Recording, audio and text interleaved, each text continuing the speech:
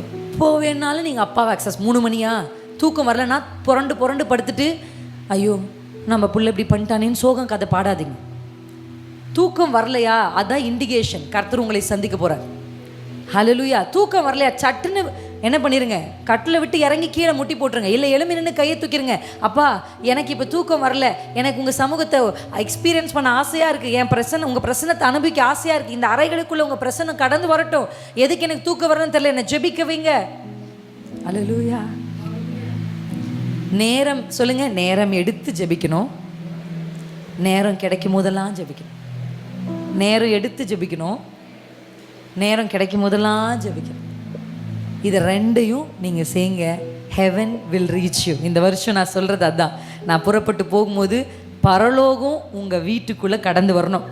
தேவ தூதர்கள் உங்கள் வீட்டில் இறங்கணும், நன்மைகள் இறங்கணும், ஆசீர்வாதம் இறங்கணும், ஐஸ்வர்யம்